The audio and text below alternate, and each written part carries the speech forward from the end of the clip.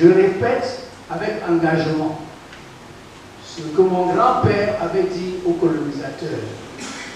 L'homme prison avait dit, leave us free and not make us plenty trouble. C'est ça qu'il avait écrit le 28 août 1884 au consulat allemand. Nous avons plongé dans la recherche depuis 1968. 1968, c'est-à-dire depuis 55 ans, pour identifier les poches de première résistance anticoloniale sur l'ensemble du territoire camerounais. Pour rendre visibles ces résultats, nous avons opté aujourd'hui pour une exposition, afin de permettre l'accès à tout un chacun.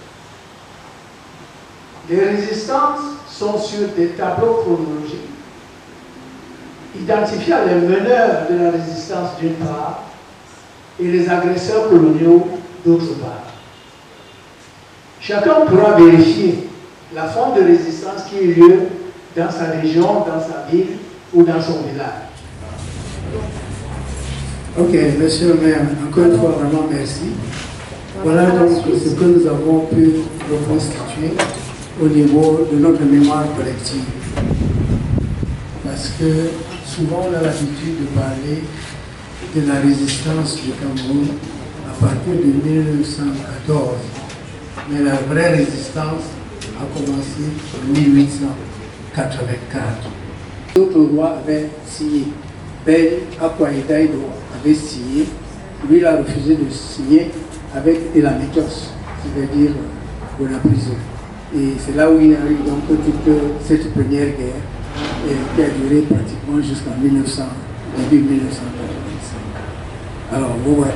Et on a essayé de voir maintenant au niveau chronologique.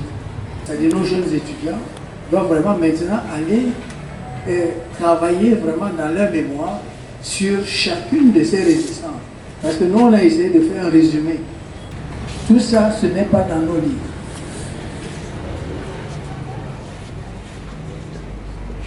Les Malimba, nous avons beaucoup de documents sur la résistance des Malimba, ou bien les gens, les Abos. Et on met toujours contre qui. Contre qui est-ce que, contre quel militaire est-ce qu'ils combattaient. Et ça, c'est la partie 1889 jusqu'en 1894. Et ensuite, et disons que ce tableau nous fait comprendre que c'est partout pratiquement qu'il y a eu, dans tout le Cameroun, qu'il y a eu la résistance. Donc même si nous faisons ce travail ici à Douala, ce n'est pas seulement pour la ville de Douala ou pour le Douala, c'est pour tout le Cameroun. Précise d'une intervention qui n'a peut-être pas duré, mais aussi c'est bien. Comme vous voyez ici, 18-12-1897. Et les Boulois étaient très résistants. Bon, Ouma Métier est assez connu pour sa résistance.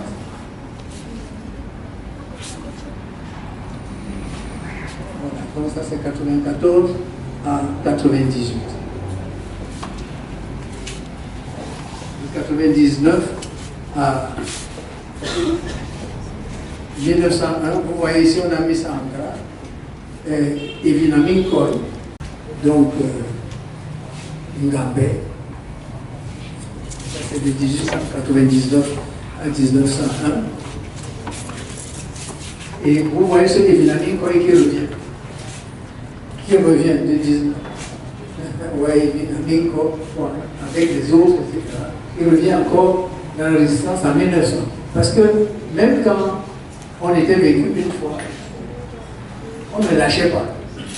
On ne lâchait pas et on fera ça chez certains, par exemple chez lui, ou bien la maison Bouba, on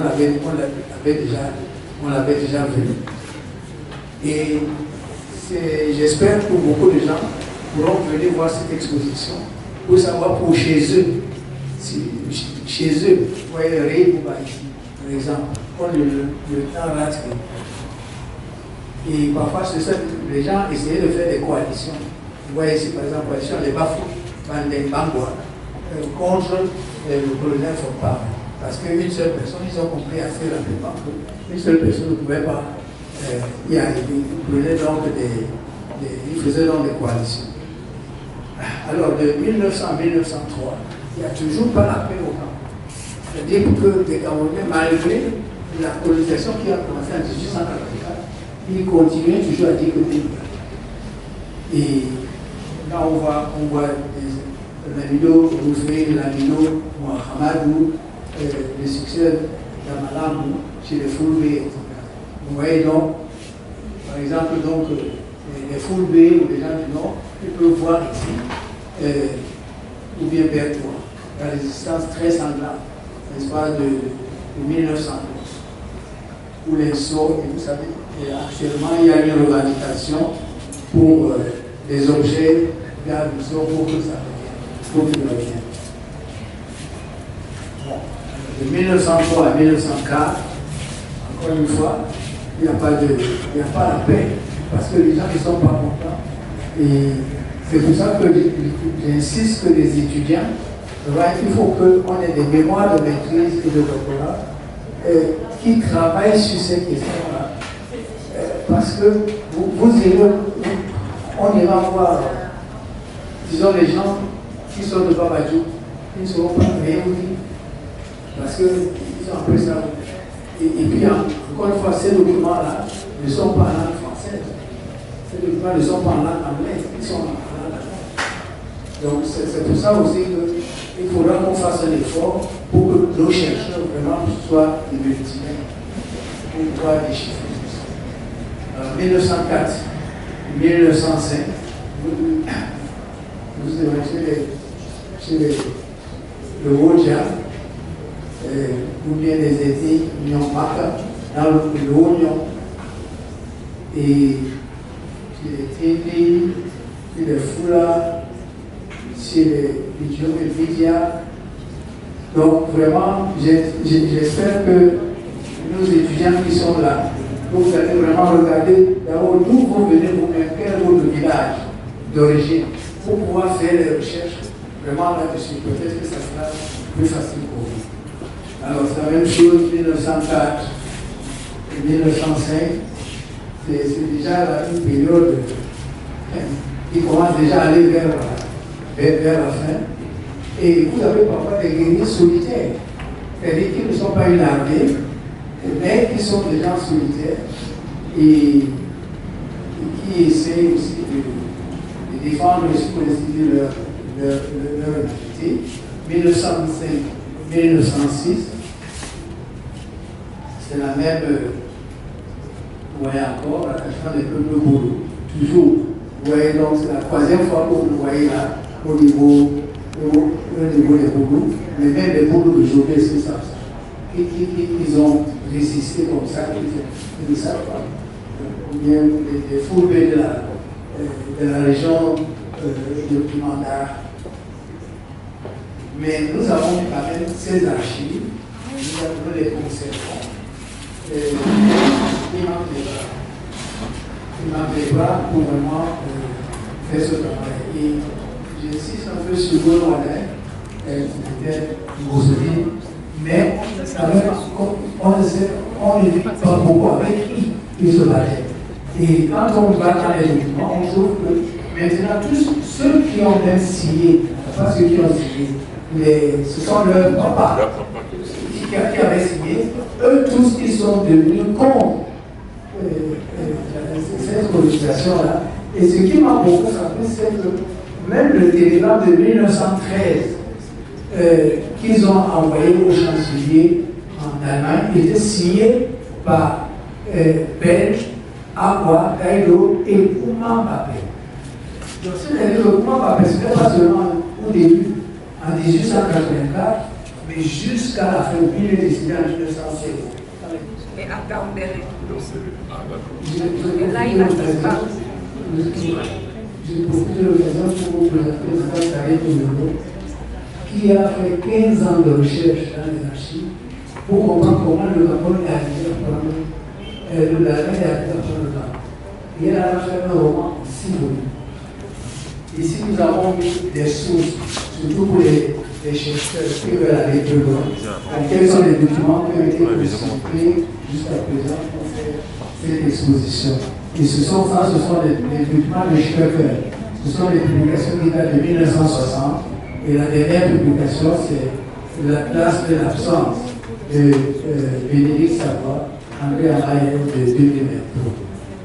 Bon, c'est pour dire que les documents existent, on peut encadrer les étudiants. Et c'est pour ça que notre institut universitaire ici, nous avons mis donc un programme de recherche pour les masters et pour les doctorats. Et nous sommes en train de chercher que c'était au moins une bourse pour pouvoir faire tranquillement son travail. Ça, c'est le travail des vieux, des témoignages de ces vieux Camerounais. Alors, les témoignages, si vous pouvez suivre ici, parce que c'est important pour vous, les chercheurs. Vous pouvez vous ouvrir un livre en français, donc on va le saisir. Bon, ici, ce qu'il y a pour nos chercheurs, c'est que nous avons quand même des livres, nous avons fêté à Paris, à l'UNESCO, mais c'est 20 ans de publication. Et à la grâce de Dieu, j'ai pu publier 80 livres actuellement. Les livres, donc, j'ai commencé en langue allemande, parce que je ne maîtrisais pas encore le français à l'époque. J'ai publié en langue allemande, des livres scientifiques, des pièces de théâtre, etc. Et ensuite, j'ai commencé à publier en langue française dans les années 70 en France. Et ce qui est important aujourd'hui, c'est nos comptes. Nos comptes. Nous sommes partis dans les archives en Allemagne et on a ramené nos comptes ici. Maintenant, il faut les travailler, il faut les publier. Et ce sont des défis financiers qui nous dépassent. Sinon, ça, on a publié ça depuis. Oui, ça, on a publié depuis. Nous avons une centaine. Nous avons une centaine dans nos archives. Ah oui, c'est parce que les gens.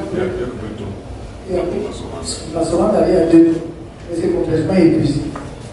Bon, il y a maintenant les savants des États-Unis qui sont venus ici et qui ont commandé 500 exemplaires. Est-ce que les 2 tomes suffisent à raconter cette épopée-là, parce que c'est une épopée. Oui, ça c'est une version de 1904. Ça c'est la version de 1904 que nous avons trouvée sur les archives. Bon, mais on a aussi, je ne sais pas, il m'a fait la salle. Sur ces roll-up sont inscrits l'histoire des héros de la résistance coloniale au Cameroun. De Locke Priso à Douala Mongabel, en passant par Martin-Paul Samba, ils sont présentés par le prince Kouma Doumbé III. L'exposition vous montre comment pendant les 30 ans, il n'y a pas eu de paix, parce que les Camerounais ont refusé partout. Et nous, on met qui a résisté, quand, à quelle époque, à quelle date, contre quel militaire allemand. Locke Priso a commencé, mais ça s'est généralisé. C'est sur l'ensemble du territoire, au nord, au sud, chez les Boulous, chez les Fulbé, etc., chez les Bamileke, il y a eu la résistance partout.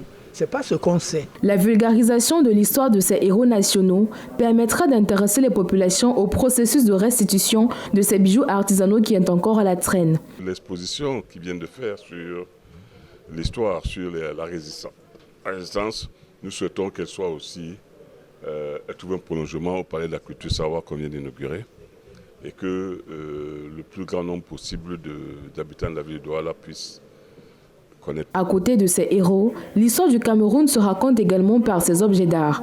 Plus de 50 000 artefacts sont actuellement dans les musées à l'étranger. En général, on s'accorde à dire que les plus de 90% de nos œuvres sont dehors. Donc à peine 10% sont restés sur le territoire. Vous naissez, vous grandissez, vous n'avez jamais vu.